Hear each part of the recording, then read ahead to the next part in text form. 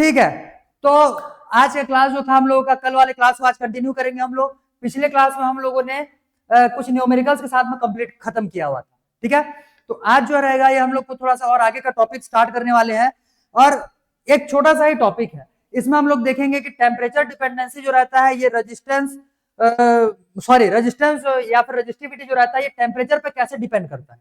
Clear? तो resistance और resistivity का टेम्परेचर डिपेंडेंसी हम लोग को देखना है यहाँ पे। तो इससे रिलेटेड मैं यहाँ पे फ्लो डायग्राम बनाऊंगा, फ्लो डायग्राम से मैं तुमको पूरा का पूरा एक्सप्लेन कर दूंगा। बेसिक इसके जो टर्म थे इसको हम लोगों ने पिछले वाले क्लास में कवर अप किया हुआ था। मैंने तुमको ओम्स लॉ का लिमिटेशन बताया हुआ था। उसमें सबसे पहले लिमिटेशन में हम लोगों ने क्या देखा था? पहले वाला लिमिटेशन जो था वो क्या था? टेम्परेचर वाले था। ठीक, तो अगर किसी भी कंडक्टर का टेम्परेचर इंक्रीज किया जाता है तो हम लोगों ने देखा था वहां पे कि उसका जो पोटेंशियल रहेगा वो करंट के डायरेक्टली प्रोपोर्शनल नहीं होता है। ठीक है, बोलने का मतलब टेम्परेचर पे डिपेंड करता है कंडक्टर्स भी। कंडक्टर जो रहेगा वो टेम्परेचर के बढ़ने या घटने के साथ साथ उसके रेजिस्टेंस का भी वैल्यू जो रहेगा वो बढ़ घट सकता है। ठीक है, तो यही हम लोग देखेंगे कि रेजिस्टेंस और देखो, रेजिस्टेंस और रेजिस्टिविटी दोनों बेसिकली डिफरेंट टर्म्स है। क्लियर? लेकिन टेम्परेचर डिपेंडेंसी जो रहता है वो दोनों का सेम होता है। टेम्परेचर का इफेक्ट जैसे रेजिस्टेंस के लिए देखने के लिए मिलने वाला होगा, सेम वही तुम्हारा रेजिस्टिविटी में भी देखने के लिए मिलने वाला होगा। अगर टेम्परेचर मान लो कंडक्टर का बढ़ाने के बाद रेजिस्टेंस जो है वो कंडक्टर का इंक्रीज हो गया तो रेजिस्टिविटी भी इंक्रीज हो जाएगा भाई। ठीक है, और अगर रेजिस्टेंस डिक्रीज होता है तो रेजिस्टिविटी उसमें से डिक्रीज हो जाएगा। तो इस हिसाब से तुमको दिमाग में बिठाना है, रेजिस्टेंस रेजिस्टिविटी भले ही टर्म्स दोनों अलग अलग है लेकिन टेम्परेचर डिपेंडेंसी दोनों का सेम होता है, मतलब वही होता है। जिस टाइप से बिहेव रेजिस्टेंस करेगा किसी एक स्पेसिफिक टाइप के मटेरियल के साथ, वैसा ही उसी मटेरियल का रेजिस्टिविटी भी बिहेव करेगा टेम्परेचर के टुवर्ड्स। क्लियर? क्लियर? ठीक है भाई, चलो तो नेक्स्ट हेडिंग आज के लिए लगाओ।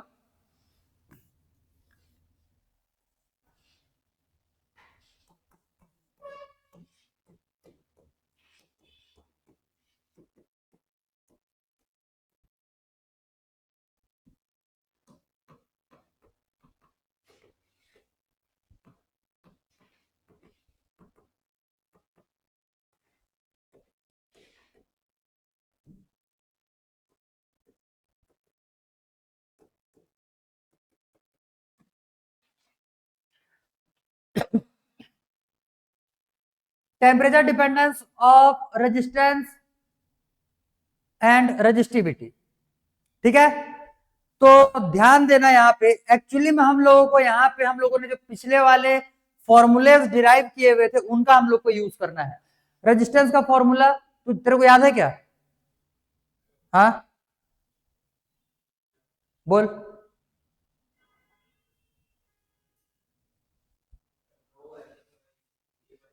हाँ वो तो हम लोगों ने उसके कंडीशन, अच्छा तू कल नहीं था क्या? बोल।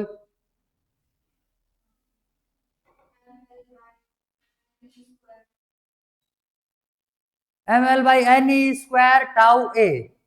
ठीक है, तो रेजिस्टेंस का वैल्यू हम लोगों ने कल निकाला हुआ था और रेजिस्टिविटी का वैल्यू निकाला। रेजिस्टेंस का वैल्यू क्या आया हुआ था? R equals to M L divide by N E square tau A. अब इसमें तो सारे के सारे टर्म्स तुमको पता रहने चाहिए कि कौन कौन सा टर्म किसको किसको रिप्रेजेंट कर रहा है। एम जो है ये हो जाएगा मास ऑफ चार्ज, जैसे यहाँ पे इलेक्ट्रॉन ले रहे हैं तो इलेक्ट्रॉन हो गया। लेंथ हो जाएगा कंडक्टर का लेंथ। क्लियर? इसके बाद फिर एन जो है, एन के लिए स्पेसिफिक वहां पे हम लोगों ने देखा हुआ था डेरिवेशन करने के टाइम पे, एन जो रहता है ये नंबर ऑफ इलेक्ट्रॉन्स नहीं होता, number of electrons per unit volume होता है। क्लियर? ये क्या हो जाएगा? Number of electrons per unit volume. इसको इलेक्ट्रॉन डेंसिटी भी बोलते हैं।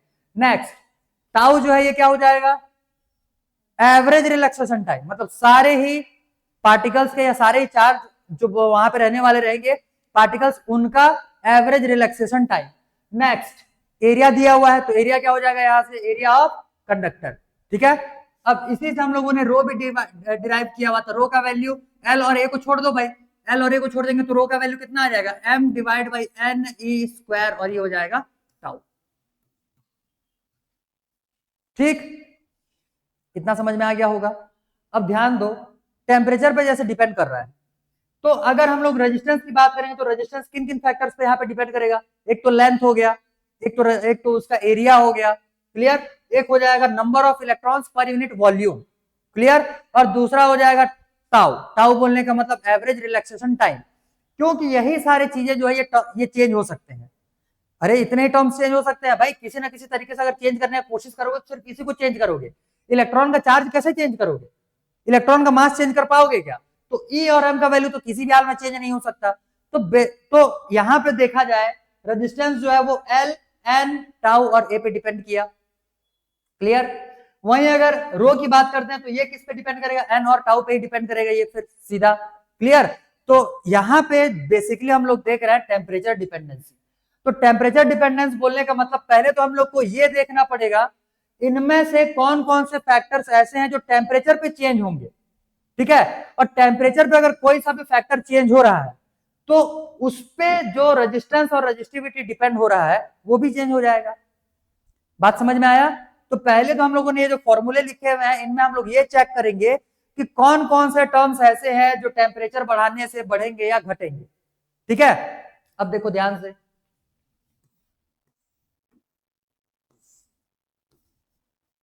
ये जैसे मान लो हम लोगों ने लिया है कंडक्टर। क्लियर। यहां पे जैसे मान लो इलेक्ट्रॉन्स भी हैं।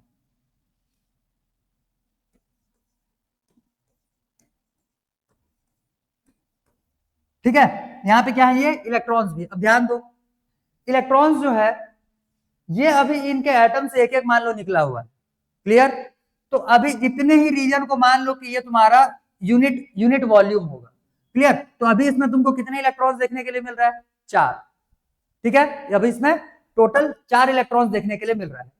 जैसे ही अगर हम लोग इसका टेम्परेचर को इंक्रीज करेंगे, ठीक है, जैसे हम लोग इसका टेम्परेचर इंक्रीज करेंगे तो कंडक्टर हो तुम्हारा, सेमी कंडक्टर्स हो, इनमें आयनाइजेशन बढ़ना चालू होता है। आयनाइजेशन बोलने का मतलब जो एटम्स हैं, एटम से अब इलेक्ट्रॉन्स जो है ये ज्यादा अमाउंट पे निकलना चालू हो जाएंगे।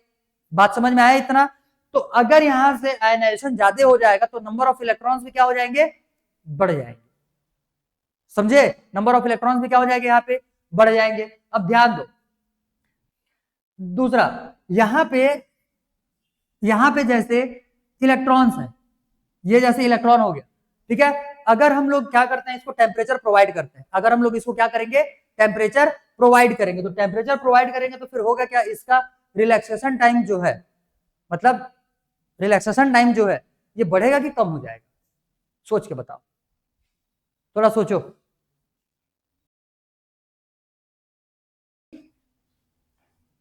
इसका रिलैक्सेशन टाइम का मतलब क्या है?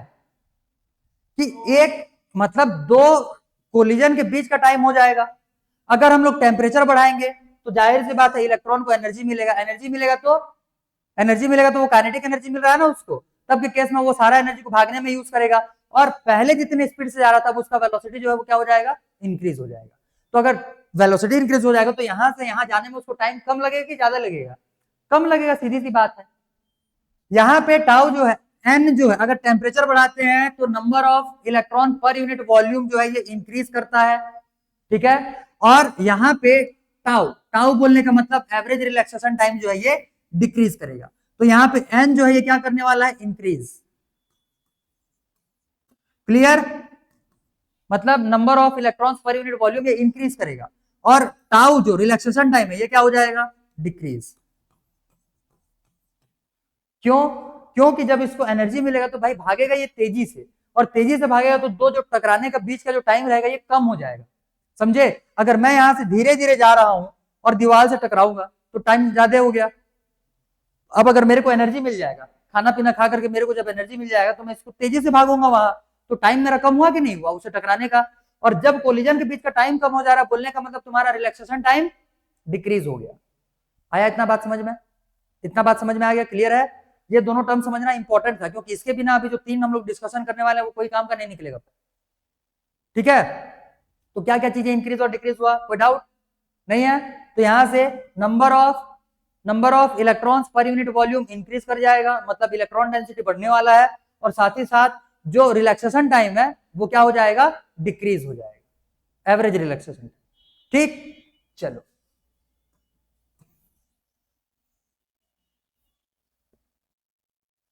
अब देखो टेम्परेचर डिपेंडेंसी जो हम लोग को बेसिकली इसमें देखने का है, इसमें हम लोग टोटल 3 टाइप से मटेरियल लेकर के देखते हैं, ठीक है। तो हमारे पास 3 ऐसे मटेरियल जो कि हम लोग कंडक्टर जैसा जिनको कि हम लोग यूज कर सकते हैं, या कंडक्टर जैसा जो बिहेव, इंसुलेटर का करोगे क्या, उसका तो कोई यूज है ही नहीं, ठीक है। तो कंडक्टर के जैसा बिहेव करने वाले टोटल हम लोग 3 टाइप से मैटर देखते हैं। सबसे पहले नंबर पे आ जाएगा तुम्हारा कंडक्टर, जिसको कि हम लोग वायर वगैरह में यूज किए हुए हैं, ठीक। दूसरा जो इसमें से हो जाता है उसको हम लोग बोलेंगे सेमी कंडक्टर, जिसके बारे में हम लोग को लास्ट चैप्टर में पढ़ना है। और तीसरा नंबर पे आ जाएगा इसमें एलॉय। एलॉय समझ में आता है, जो कि अलग अलग मेटल से मिलकर के बना हुआ रहेगा, तो भाई उसमें भी थोड़ा मोड़ा कंडक्शन का प्रॉपर्टी रहने वाला है, ठीक। तो एलॉय हो जाएगा, एक हो जाएगा तुम्हारा कंडक्टर, और तीसरा हो जाएगा इसमें से सेमी कंडक्टर।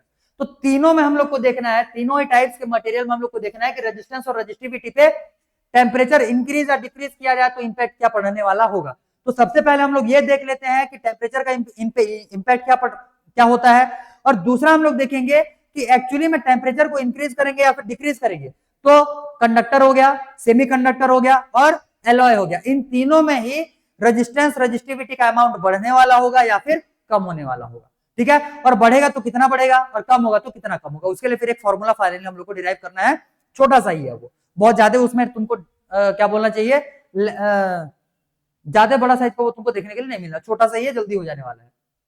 ये क्लियर है, ये क्लियर है। अब देखो टेम्परेचर डिपेंडेंस के लिए हम लोग को टोटल 3 टाइप से सब्सटेंसेस देखने हैं, ठीक है। टेम्परेचर डिपेंडेंस के लिए हम लोग को टोटल 3 टाइप से सब्सटेंसेस देखने हैं।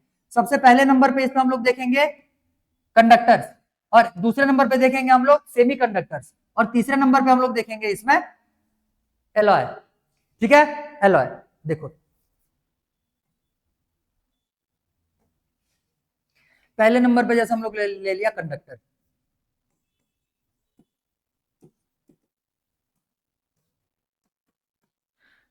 पूरा समझने वाला पार्ट है, पहले ही बता रहा हूं, याद करने की कोशिश करोगे दिमाग में कुछ नहीं आए, इससे बढ़िया पूरा का पूरा समझ लो, और समझने के बाद नहीं आएगा तो फिर से दोबारा समझाऊंगा, उसके बाद ही लिखना, ठीक। एक हो जाएगा कंडक्टर्स, एक हो जाएंगे इसमें से सेमी कंडक्टर्स,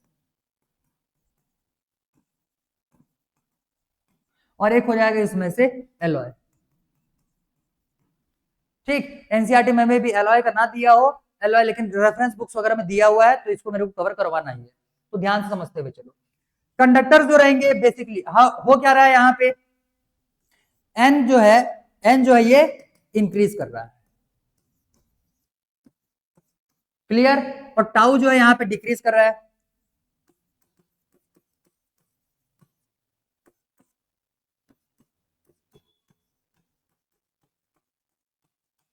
टाउ डिक्रीज कर रहा है,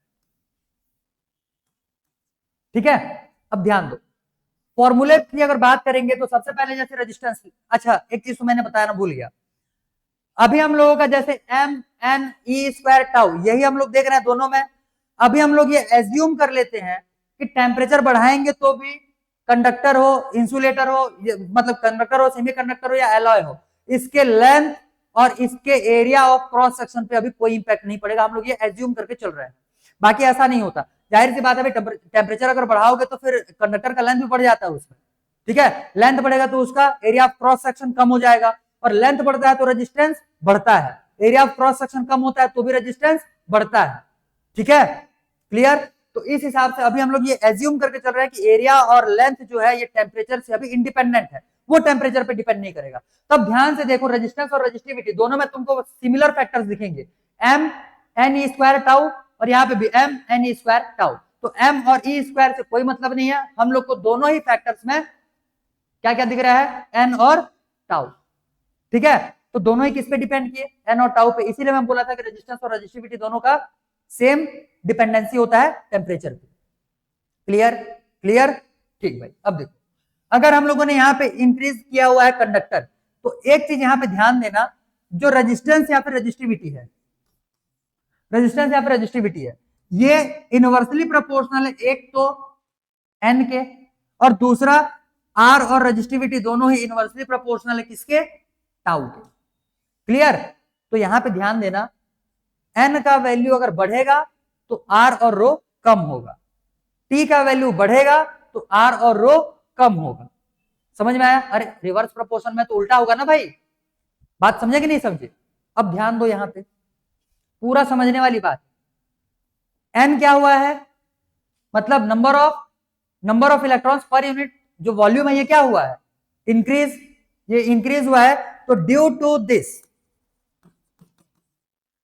दिस इसके वजह से आर और रो ये क्या हो जाएगा, डिक्रीज। कोई डाउट नहीं। दूसरा फैक्टर देखो, टाउ। टाउ मतलब average relaxation time. Average relaxation time कैसे डिपेंडेंट है, एंटी प्रोपोर्शन में है, वो भी रिवर्स प्रोपोर्शन में। ये अगर बढ़ेगा तो आर बढ़ेगा, सॉरी आर कम होगा, और ये अगर डिक्रीज हुआ है तो रेजिस्टेंस बढ़ेगा, इंक्रीज होगा। तो ड्यू टू दिस क्या हो रहा है, आर या फिर रो ये क्या होगा, इंक्रीज होगा। यहां पे इतना समझे कि नहीं समझे, बता रहे हैं वही तो। एक फैक्टर डोमिनेंट हो जाएगा भाई, मतलब एक का वहां पे पावर ज्यादा हो जाएगा तो दोनों में से एक अपना पावर वहां पे दिखाएगा, और उसमें से एक ही का इंपैक्ट उसमें देखने के लिए मिलने वाला है। वही हम लोग डील करेंगे यहाँ पे। तो यहाँ पे दो कॉन्फ्लिक्टिंग स्टेटमेंट यहाँ पे आया कि नहीं आया, एक के वजह से, क्योंकि रेजिस्टेंस और रेजिस्टिविटी दोनों ही किस पे एन और टाउ पे डिपेंड कर रहा है, और दोनों यहाँ पे ऐसे हैं, दोनों यहाँ पे ऐसे सिचुएशन में है कि टेम्परेचर बढ़ाने पे एक फैक्टर जो है वो रेजिस्टेंस को कम कर रहा है और दूसरा फैक्टर जो है वो रेजिस्टेंस को इंक्रीज कर रहा है। समझे। अब दोनों में से एक फैक्टर जो है वो यहाँ पे डोमिनेंट होगा, एक फैक्टर जो डोमिनेंट होगा उसी का इंपैक्ट तुमको रेजिस्टेंस और रेजिस्टिविटी में देखने के लिए मिलने वाला है। अब डोमिनेंट कौन होगा इसको जानने के लिए हम लोग एक नया पेज लेते हैं और यहाँ पे इसको समझने का कोशिश करते हैं। देखो ध्यान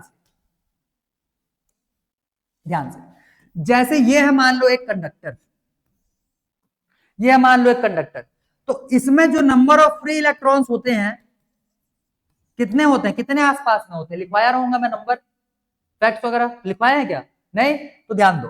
नंबर ऑफ फ्री इलेक्ट्रॉन्स जो इसमें देखने के लिए मिलने वाला होगा ये 10 टू द पावर 29 के नंबर में देखने के लिए मिलेगा। Abbreviation of 10 to the power 29 में ये तुमको देखने के लिए मिलने वाला है। भाई 10 टू द पावर 29 मतलब एक बार इमेजिन करके देखो कि कितने ज्यादा नंबर है। आ रहा बात समझ में। तो एक छोटे से कंडक्टर में तुमको इतने ज्यादा नंबर ऑफ इलेक्ट्रॉन्स देखने के लिए मिल रहे हैं। इसका बोलने का मतलब यह, जैसे मान लो कॉपर या फिर एल्यूमिनियम का वायर ले लिए,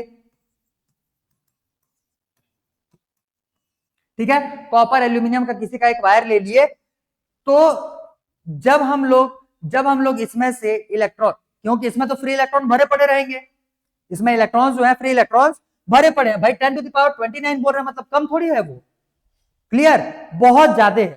तो इसका बोलने का मतलब यह है कि इसके जो एटम्स हैं ऑलरेडी अपने इलेक्ट्रॉन्स बाहर निकाल चुके हैं जितना पॉसिबल था। अब बाकी बचे कुछ जो इलेक्ट्रॉन्स रहेंगे वो उसके न्यूक्लियस से टाइटली बाउंडेड रहने वाले हैं। अब अगर हम लोग उसको टेम्परेचर प्रोवाइड करते भी हैं तो भी बहुत ज्यादा अमाउंट पे वो और इलेक्ट्रॉन रिलीज नहीं कर। भाई 10 टू द पावर 29 इलेक्ट्रॉन्स मतलब पूरा ओशियन है उसके पास। अब समंदर वाले इलेक्ट्रॉन में मान लो ये 10 टू द पावर 5 या फिर 10 टू द पावर 6 इलेक्ट्रॉन्स भी अगर ये बाहर निकाल रहा है, इतना हालांकि निकालेगा नहीं, 10 टू द पावर 3 4 ही ले लो, 10 to the power 3 10 to the power 4 electrons मान लो ये और बाहर निकाल रहा है, तो इसके कंपैरिजन में ये नेग्लिजिबल होगा कि नहीं होगा। मतलब समंदर जितना इलेक्ट्रॉन में 2-4 इलेक्ट्रॉन्स और भी निकाल दिया बाहर, तब के केस में उसके इलेक्ट्रॉन नंबर ऑफ जो इलेक्ट्रॉन्स पर यूनिट वॉल्यूम है उस पर ज्यादा फर्क थोड़ी पड़ेगा, थोड़ा मोड़ा ही डिफरेंस आएगा। भाई बात समझे इतना, क्लियर। तो इस हिसाब से नंबर ऑफ इलेक्ट्रॉन्स जो है वो कंडक्टर के केस में, ठीक है, वो इंक्रीज नहीं हो पाता है जब हम लोग टेम्परेचर बढ़ाते हैं। तब के केस में जो टाउ का फैक्टर था, एवरेज रिलैक्सेशन फैक्टर था, वो क्या हो जाएगा, डोमिनेटिंग फैक्टर हो जाएगा, और उसी का इंपैक्ट तुमको कंडक्टर के केस में देखने के लिए मिलने वाला है। बात समझिए, क्लियर। तो रीजन क्या था कि कंडक्टर, देखो आगे में सेमी कंडक्टर एलॉय भी है, उसमें फिर मतलब कि जो कंडीशन है वो चेंज हो जाएंगे, ठीक है। अभी सिर्फ और सिर्फ ये कंडीशन हम लोग किसके लिए देख रहे हैं, कंडक्टर्स के लिए। तो कंडक्टर्स के केस में ही उनके पास फ्री इलेक्ट्रॉन्स ज्यादा होते हैं, ठीक है। कंडक्टर्स के केस में ही उनके पास फ्री इलेक्ट्रॉन्स ज्यादा होते हैं, ऑलरेडी ज्यादा होते हैं। तो अगर हम लोग टेम्परेचर इंक्रीज करते भी हैं तब के केस में इनके जो free electrons per unit volume है उनमें ज्यादा इंक्रीमेंट हम लोग को देखने के लिए नहीं मिलता है। लेकिन एवरेज रिलैक्सेशन टाइम जो है तो भाई सभी इलेक्ट्रॉन्स के हैं, क्लियर। तो ये तो जाहिर सी बात है सभी के कम होने वाले रहेंगे। तो एवरेज रिलैक्सेशन टाइम जो है यहाँ पे ये अपना डोमिनेंस दिखाता है, और इसी के वजह से जो इंपैक्ट पड़ने वाला होगा रेजिस्टेंस पे, किसका होगा? वो एवरेज रिलैक्सेशन टाइम का होगा। क्यों होता है? क्लियर हुआ? रीजन समझ में आया? और यहां पे डोमिनेटिंग फैक्टर कौन सा हो जाएगा? Average relaxation time. चलो, तो ये क्या है? ये क्या है?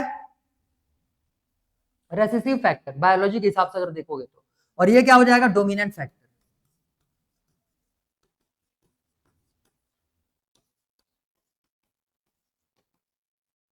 Dominant factor, clear? और डोमिनेंट फैक्टर अगर ये है तो इसी की वजह से भाई अब रेजिस्टेंस डिसाइड होगा। तो ये अगर डोमिनेंट फैक्टर हो गया तो अब हम लोगों को इससे कोई लेना देना नहीं, इससे कोई लेना देना नहीं। नंबर ऑफ इलेक्ट्रॉन्स थोड़े मोड़े जो बढ़े हुए हैं वो उसको छोड़ दो आप, वो नेग्लिजिबल है। तो अब टाउ अगर टाउ अगर कम हो रहा है तो इस केस में रेजिस्टेंस इंक्रीज होता है कि डिक्रीज? अरे इनवर्सली प्रोपोर्शन है। एवरेज रिलैक्सेशन टाइम को अगर कम किए हुए हैं तो रेजिस्टेंस इंक्रीज होगा कि डिक्रीज? बढ़ेगा।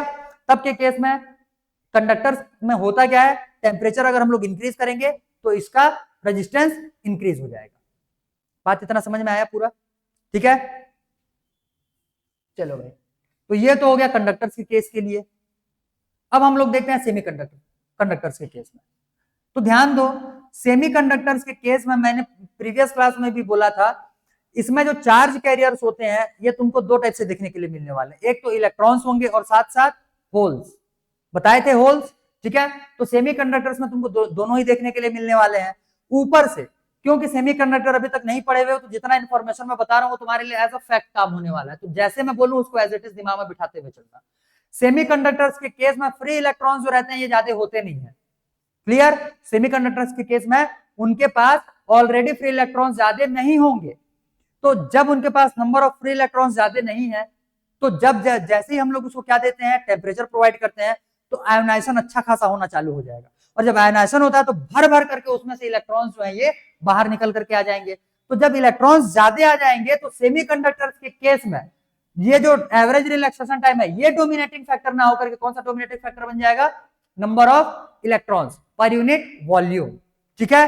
और नंबर ऑफ इलेक्ट्रॉन्स अगर पर यूनिट वॉल्यूम अगर ये डोमिनेटिंग फैक्टर है तो ये तो इंक्रीज कर रहा है ना भाई, ये क्या हो रहा है? इंक्रीज हो रहा है। तो इसके इंक्रीज करने के साथ साथ रेजिस्टेंस क्या होगा? उसमें से डिक्रीज। कंडक्टर्स के केस में टेम्परेचर बढ़ाए थे तो रेजिस्टेंस भी बढ़ गया, और सेमीकंडक्टर्स के केस में रेजिस्टेंस बढ़ाए, सॉरी टेम्परेचर बढ़ाएंगे तो रेजिस्टेंस डिक्रीज कर जाएगा। समझे? बोलने का मतलब ये है कि सेमीकंडक्टर्स के केस में अगर थोड़ा सा टेम्परेचर ज्यादा देते हैं तो उसका कंडक्टिविटी बढ़ जाता है, ये हम लोग देखेंगे उस वाले चैप्टर में, क्लियर? और अगर इस वायर को अगर गर्म कर दोगे तो इलेक्ट्रिसिटी का जो फ्लो रहेगा ये कम हो जाएगा, ठीक? और वहीं अगर यहाँ पे सेमीकंडक्टर कोई सा अगर यूज कर रहे होंगे तब के केस में टेम्परेचर इंक्रीज करने के साथ साथ वो रेजिस्टेंस कम कम होते जाएगा, ठीक है? रेजिस्टेंस क्या होते जाएगा? कम होते जाएगा, क्लियर? तो अब भाई इसमें इस केस में क्या लिखेंगे? सेम चीजें अब लिख लेंगे यहाँ पे भी, ठीक? देखो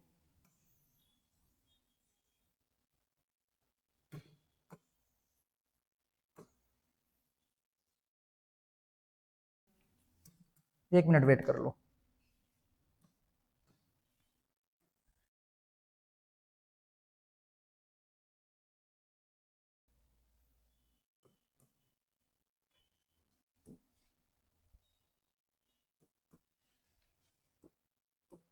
चलो, तो पहले नंबर पे हम लोगों ने क्या देखा था? कंडक्टर्स, ठीक है? कंडक्टर्स इस केस में एक तो एन का वैल्यू जो है इंक्रीज कर रहा था और टाउ का वैल्यू जो है ये डिक्रीज कर रहा था। इसमें से ड्यू टू दिस, इसके वजह से रेजिस्टेंस जो है ये रेजिस्टेंस या फिर रो आर या फिर रो ये क्या होने वाला था? डिक्रीज होने वाला था। और ड्यू टू दिस, इसके वजह से रेजिस्टेंस या फिर रो जो है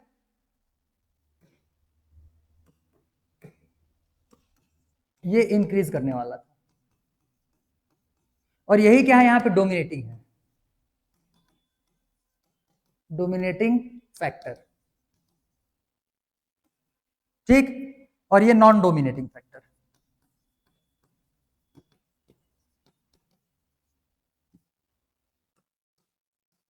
क्लियर। सो टेम्परेचर इंक्रीज अगर करेंगे, अगर टेम्परेचर में इंक्रीज होगा तो रेजिस्टेंस और रेजिस्टिविटी दोनों इंक्रीज हो जाएगा। किस केस में? कंडक्टर्स के केस में। और सेमीकंडक्टर्स,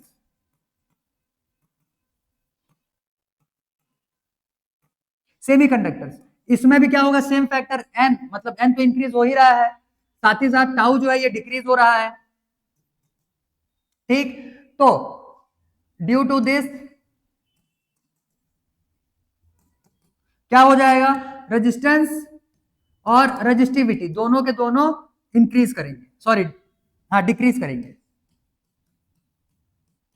ठीक है, और ड्यू टू दिस आर और रो जो है ये इंक्रीज करेगा।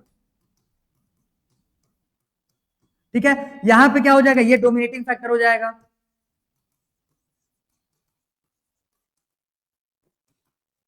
क्लियर, डोमिनेटिंग फैक्टर, क्योंकि क्योंकि सेमीकंडक्टर्स में हम लोग जब टेम्परेचर प्रोवाइड करते हैं तो आयोनाइजेशन जो रहता है ये ज्यादा हो जाता है। क्लियर, तो इसमें कॉज लिख लेंगे,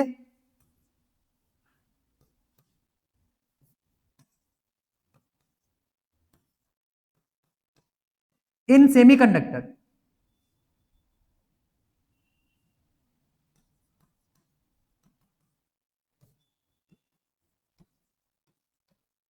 in semiconductors increase in temperature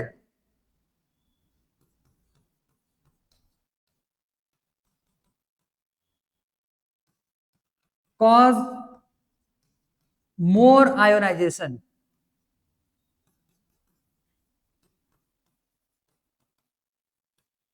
इसी वजह से ये क्या हो जाएगा? डोमिनेटिंग फैक्टर हो जाएगा। तो सो टेम्परेचर इंक्रीज करने पे, टेम्परेचर इंक्रीज करने पे सेमीकंडक्टर्स का रेजिस्टेंस जो है ये डिक्रीज कर जाता है। टेम्परेचर इंक्रीज करने से सेमीकंडक्टर्स का रेजिस्टेंस और रेजिस्टिविटी डिक्रीज कर जाएगा। आया बात इतना समझ में? ठीक है, तो कंडक्टर्स के केस में रेजिस्टेंस बढ़ता है और कंडक्टर और सेमीकंडक्टर्स के केस में रेजिस्टेंस कम होता है। एलॉय के केस में, एलॉय के केस में, एलॉय के केस में होता क्या है? दोनों एक दूसरे पे डोमिनेंट नहीं दिखा पाते, हालांकि रेजिस्टेंस जो है उसका अमाउंट थोड़ा सा बढ़ता है। ठीक है, रेजिस्टेंस का अमाउंट थोड़ा सा बढ़ता है इसके केस में, और इसके केस में रेजिस्टेंस का अमाउंट थोड़ा सा बढ़ता है, लेकिन इसके केस में बहुत कम बढ़ेगा। ठीक है, तो इन केस ऑफ, अब इसमें इतना तामझाम और नहीं लिख रहा, उसको तो फिर लिख लोगे। ठीक है, in case of alloy,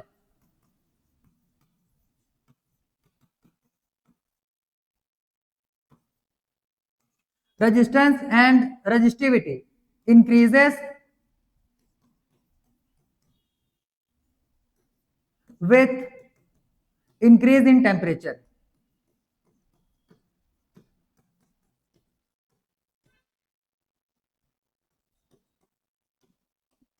but in very less amount.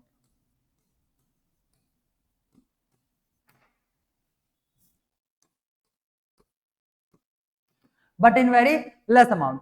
Clear, तो ये हो जाएगा भाई तुम्हारा तीनों ही टाइप्स के सब्सटेंसेस या मैटर के लिए टेम्परेचर का डिपेंडेंसी। ठीक है, अब इसमें हम लोगों ने रेजिस्टेंस भी निकाल लिया और रेजिस्टिविटी के लिए भी देख लिया, तो दोनों, हालांकि तुम्हारा जो सिलेबस है, सिलेबस में तो सिर्फ और सिर्फ दिया हुआ है temperature dependency of resistors, sorry resistance, resistivity का वहां पे नाम नहीं लिखा हुआ है, लेकिन भाई दोनों के दोनों तो एक दूसरे से रिलेटेड है, तो क्वेश्चन कहीं से भी दिया जा सकता है, दोनों को तुमको साथ में दिमाग में बिठा के रखना है। क्लियर है? ठीक है, तो ये हो गया। अब यहाँ पे देखो तीनों के ग्राफ प्लॉट होते हैं। हाँ,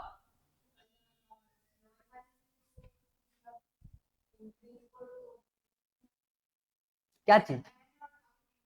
नहीं, मैं एक फैक्टर नहीं लिया हूं, मैंने दोनों को कंबाइन करके ले लिया, क्योंकि देख एन भी इंक्रीज हो रहा है, ठीक, और टाउ भी डिक्रीज हो रहा है। अरे टाउ डिक्रीज होगा तो होता है ना, नंबर ऑफ आयनाइजेशन बढ़ेंगे और टाउ भी क्या होगा? डिक्रीज होगा। तो अगर ये बढ़ेगा तो ये क्या करेगा? रेजिस्टेंस को कम करने का कोशिश करेगा।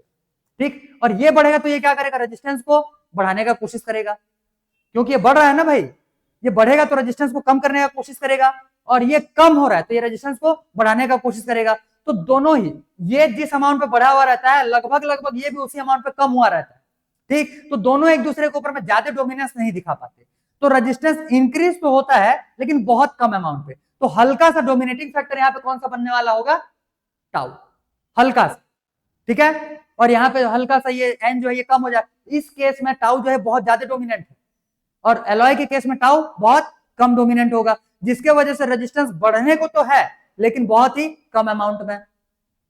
आया बात समझ में इतना, अरे भेजे में गया इतना। अब देखो इन तीनों से रिलेटेड हम लोग 3 ग्राफ देख लेते हैं अगले वाले पेज में, और फिर इसको तुम लोग लिखना चालू करना। वेट, पहले ग्राफ देख लो।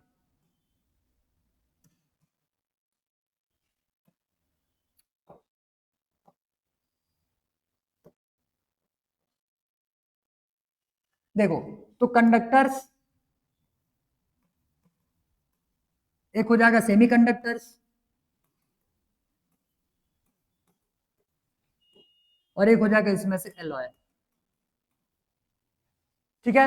एलॉय जो है, एलॉय को तुम लोग इसके साथ में भी लिख सकते हो क्योंकि दोनों में तुमको सेम टाइप से टेम्परेचर डिपेंडेंसी देखने के लिए मिल रहा है। अब ध्यान दो, कंडक्टर्स के लिए जो ग्राफ प्लॉट होने वाला रहेगा, रेजिस्टेंस का ले लो या फिर रेजिस्टिविटी का ले लो, टेम्परेचर के साथ में, तब के केस में इसका ग्राफ हम लोगों ने पहले ही ओम्स लॉ में प्लॉट कर चुका है, ठीक है। हालांकि उसमें हम लोगों ने जो ग्राफ प्लॉट किया था वो वी आई के रिस्पेक्ट में किया हुआ था, यहाँ पे रेजिस्टेंस रेजिस्टिविटी करने वाले हैं। तो इसमें क्या होता है, टेम्परेचर बढ़ने के साथ साथ ये भी वेरी करना चालू कर देगा। कुछ भी हो सकता है, पहले स्ट्रेट लाइन बनाए फिर ऊपर कर्व बना ले, या पहले कर्व बना ले फिर ऊपर स्ट्रेट लाइन बना ले, कुछ भी हो सकता है, वो डिपेंड करेगा मटेरियल टू मटेरियल पे, कंडक्टर हम लोगों ने कौन से मटेरियल का यूज किया हुआ है। Clear clear. इसके बाद ये तो हो जाएगा तुम्हारे कंडक्टर्स के लिए ग्राफ। सेमी कंडक्टर के केस में रेजिस्टेंस और रेजिस्टिविटी क्या हो रहा था, डिक्रीज हो रहा था, तो डिक्रीमेंट के लिए जो ग्राफ बनता है वो इस हिसाब से बनता है भाई। अरे ये तो पता ही होगा भाई, ये तो पता ही होगा ना कि इंक्रीज के लिए ग्राफ कैसे बनाते हैं, डिक्रीज के लिए कैसे बनाते हैं।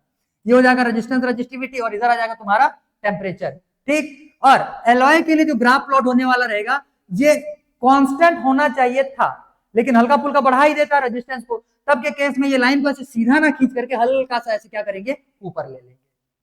बात समझ में आ गया, हल्का से क्या करेंगे, उसको ऊपर ले लेंगे। तो टेम्परेचर बढ़ाने के साथ साथ रेजिस्टेंस और रेजिस्टिविटी जो रहेगा इसमें हल्का सा तुमको चेंज देखने के लिए मिलने वाला होगा। तो तीनों ही टर्म्स और तीनों टाइप के ग्राफ तुमको क्लियर हुए कि नहीं हुए, इतने में कुछ डाउट है? सारा कुछ कॉन्सेप्ट पे बेस्ड है, एक का भी कॉन्सेप्ट दिमाग से उतारे कि कौन सा क्या चीज बढ़ रहा है तो क्या हो रहा है वहां पे, जिसके वजह से टेम्परेचर सॉरी रेजिस्टेंस रेजिस्टिविटी पे कैसे इंपैक्ट पड़ रहा है। एक भी पॉइंट अगर बीच का दिमाग से उतरा, हाँ तो फिर इसको कनेक्ट ही नहीं कर पाओगे, एग्जाम में लिखने के लिए आएगा, हाँ तो किसी में भी फिर इंक्रीज किसी में फिर डिक्रीज ठोक ठाक करके भाग आओगे और सारा कुछ वहां पे गलत हो जाना है। तो इसीलिए कॉन्सेप्ट दिमाग में अच्छे से बिठाओ, एक बार भले इसको और दिमाग में रिकॉल कर लो और फिर लिखो, ठीक है। चलो जल्दी जल्दी नोट डाउन करो इतना।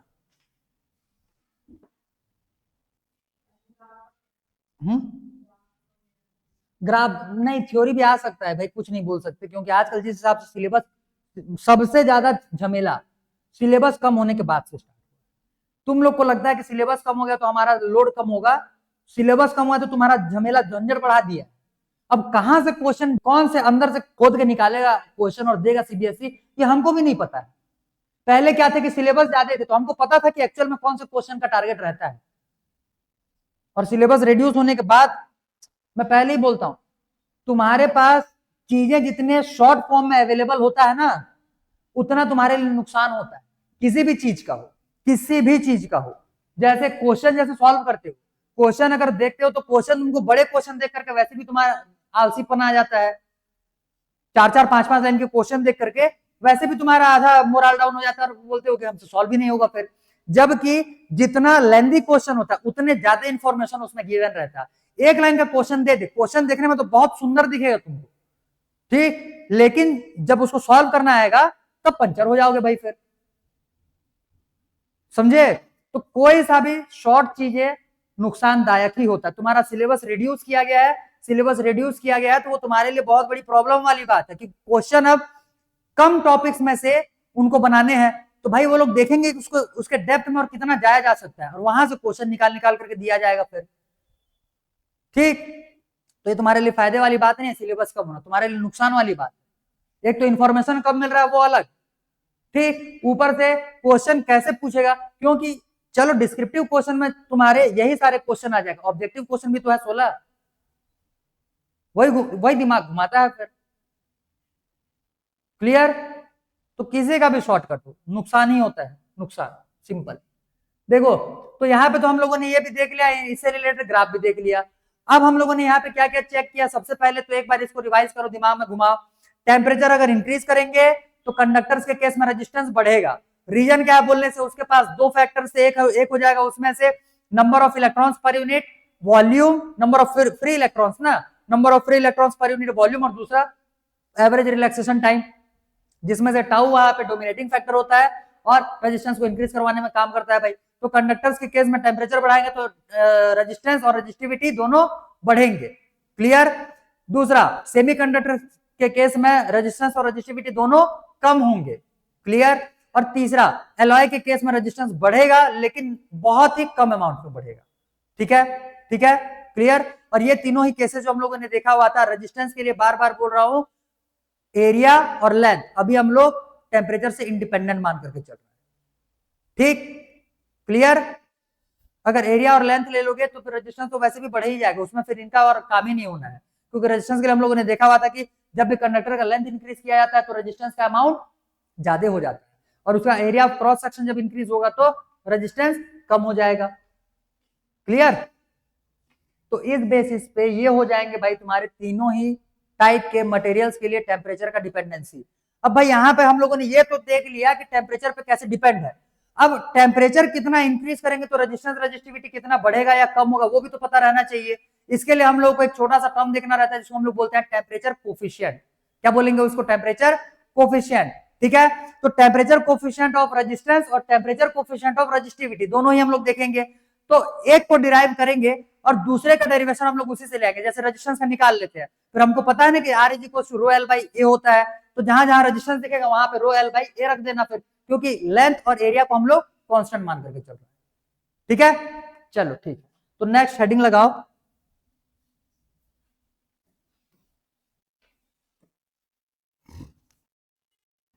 क्या बोला मैं?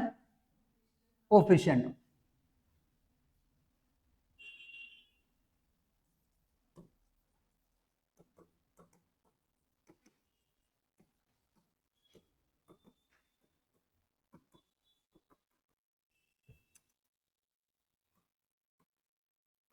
कोफिशिएंट ऑफ रेजिस्टेंस, इसको हम लोग रिप्रेजेंट करेंगे अल्फा से। ठीक है? और कोफिशिएंट ऑफ रेजिस्टिविटी, इसको हम लोग रिप्रेजेंट करेंगे अल्फा डैश या अल्फा बार। ठीक है? देखो अब ध्यान दो, यहाँ पे ध्यान दो, पहले छोटे छोटे ही है, बहुत ज्यादा है नहीं, जल्दी खत्म हो जाएगा, ध्यान दो। ये जैसे मान लो कोई सा एक कंडक्टर है, ठीक, इसका लेंथ एल मान करके चलते हैं हम लोग अभी। तो एज्यूम करते हैं कि अभी इनिशियल फेज में ये वाला जो क्या बोलते हैं कंडक्टर है, इसका टेम्परेचर है टी। ठीक, टेम्परेचर टी है, तो टेम्परेचर टी है जब, तो इस रेजिस्टेंस मान लेते हैं अभी आर। क्लियर? आर नॉट पे टेम्परेचर अभी इनिशियली टी है, तब के केस में इसका रेजिस्टेंस अभी आर है। इतना समझ में आया? टेम्परेचर को हम लोग टी से टी प्लस डी टी करते हैं, मतलब टेम्परेचर में थोड़ा सा टेम्परेचर और हम लोगों ने इंक्रीज कर दिया, तो डी टी टेम्परेचर इंक्रीज किए हुए हैं, तो रेजिस्टेंस भी मान करके चलो कि ये रेजिस्टेंस जो है ये आर नॉट से डी आर इंक्रीज हो गया। इतने में कोई डाउट? समझ में आया ये? ठीक है? तो ये उसका इनिशियल रेजिस्टेंस था, ये उसका टोटल फाइनल रेजिस्टेंस हो जाएगा। अब जब ये चीज को एक्सपेरिमेंट करके देखा गया, जब इस चीज को एक्सपेरिमेंट करके देखा गया, तब के केस में ये जो डी आर है, ये जो डी आर है, डी आर बोलने का मतलब जितना रेजिस्टेंस में इंक्रीमेंट हुआ है। क्लियर? ये इंक्रीमेंट इन रेजिस्टेंस दो फैक्टर्स पे डिपेंड करता है यहाँ पे। एक तो ये हो जाएगा आर नॉट पे, आर नॉट बोलने का मतलब initial resistance of the conductor. Clear? इसके लिख लेते हैं भाई, initial resistance is equals to R naught, temperature is equals to T. ठीक है? ये लेकर के चल रहा है। तो यहां पे देखा गया कि ये जो चेंज इन रेजिस्टेंस है ये डायरेक्टली प्रोपोर्शनल है किसके? Initial resistance of the conductor की। दूसरा चीज, डी आर को देखा गया कि डायरेक्टली प्रोपोर्शनल है जितना इसमें हम लोगों ने टेम्परेचर को इंक्रीज किया हुआ है, इंक्रीज इन टेम्परेचर के। क्लियर हुआ ये? ठीक, दोनों को अगर 60 के लिखोगे तो क्या आएगा, d R is directly proportional to R naught d T, ये आएगा। अब कन्फ्यूजन यहाँ पे ये होगा कि प्रोपोर्शनल और अल्फा का साइन दोनों सेम बनता है, ठीक है, तो इसको जब लिखोगे तो थोड़ा सा घुमा फिरा के लिख लेना अपने से। तो ये क्या हो जाएगा, d R equals to proportionality का साइन हटाएंगे तो अल्फा जोड़ेंगे यहाँ पे कांस्टेंट, तो यहाँ पे आ जाएगा एक अल्फा कांस्टेंट, ठीक है, अल्फा आर नॉट और ये हो जाएगा डी टी। इसमें कोई डाउट, इसमें कोई डाउट नहीं है। अब यहाँ पे डी आर है, इधर डी टी है, तो दोनों साइड को हम लोग को क्या करना पड़ेगा, इंटीग्रेट। दोनों साइड में हम लोग को क्या करना है, इंटीग्रेट। ये हो जाएगा d R, clear, equals to इधर आ जाएगा अल्फा आर नॉट और ये हो जाएगा डी टी। इतने में कोई डाउट नहीं। इसका जो टेम्परेचर है, इसका जो टेम्परेचर टी इनिशियल से टी फाइनल तक जाने वाला है, टी इनिशियल से टी फाइनल तक जाने वाला है, क्लियर। और रेजिस्टेंस जो है ये इनिशियल रेजिस्टेंस से फाइनल रेजिस्टेंस तक ये जाने वाला होगा, इसको आर ही ले लेते हैं। ये इनिशियल रेजिस्टेंस था, ये फाइनल रेजिस्टेंस हो जाएगा भाई, एफ लिख लेते हैं, नहीं तो फिर कंफ्यूजन होगा। इतना समझ में आ गया, क्लियर। अब इसको इंटीग्रेट कर देंगे। कंडीशन यहाँ पे ये लेंगे कि हम लोग ये मान करके चल रहे हैं कि टेम्परेचर कोएफिशिएंट ऑफ रेजिस्टेंस जो है ये कांस्टेंट है। इसको हम लोग क्या एज्यूम कर रहे हैं अभी, कांस्टेंट। तो कांस्टेंट एज्यूम करेंगे, देखो इसको अगर कांस्टेंट एज्यूम करोगे तो इसको बाहर निकालोगे, कांस्टेंट एज्यूम करोगे तो इसके जगह पे तुमको यहाँ पे नंबर कैसे देखने के लिए मिलने वाला है, मान लो इसको तुमको अल्फा इज इक्वल टू 5 हो गया या फिर 100 हो गया, ऐसा कुछ भी नंबर देखने के लिए मिलेगा। लेकिन अगर अल्फा वेरिएबल होता है तो तुमको क्वेश्चन में alpha is equal to 5 T plus 6 T square इस फॉर्म में देगा भाई। अब इस फॉर्म में देगा तो अल्फा का वैल्यू डायरेक्ट यहाँ पे पुट करोगे, और अल्फा का ये वैल्यू अगर पुट करोगे तो 5t प्लस 6t स्क्वायर, इसको dt के रिस्पेक्ट में इंटीग्रेट कर सकते हैं। फिर लिमिट दिया हुआ रहेगा तो लिमिट लगा करके उसका आंसर निकालोगे।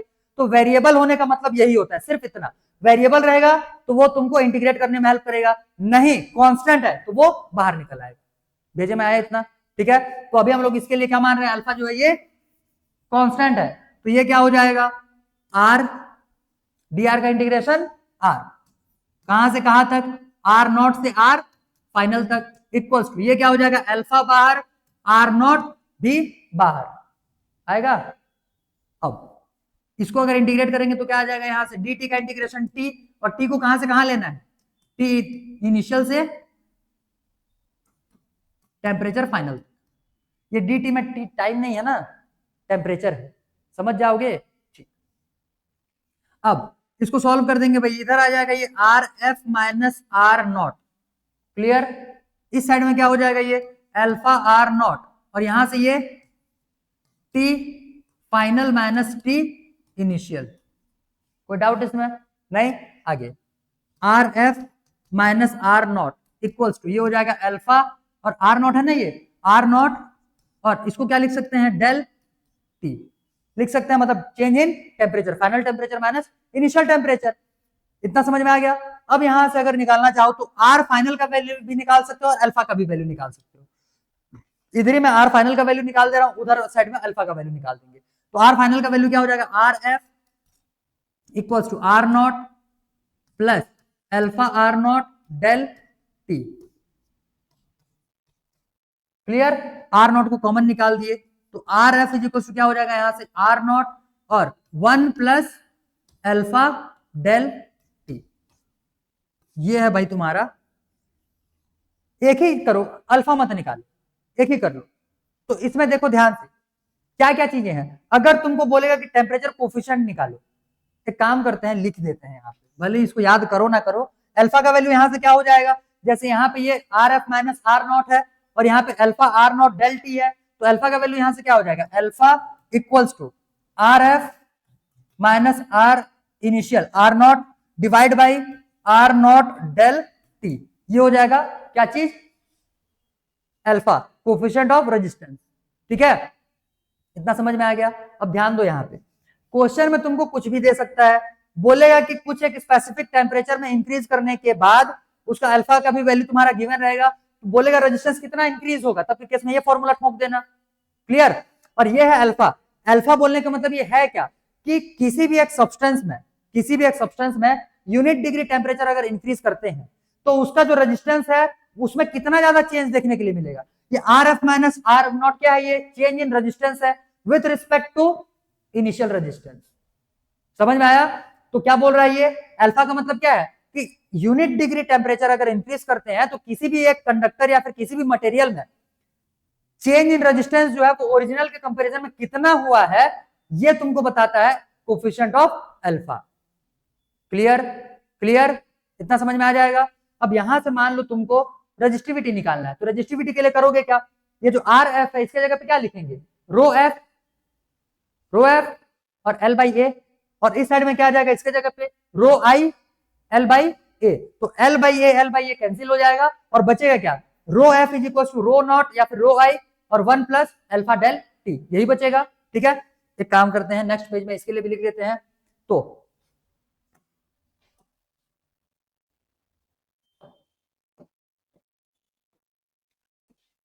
वी हैव क्या है हमारे पास, R F is equals to R naught और 1 प्लस अल्फा डेल टी, ये था।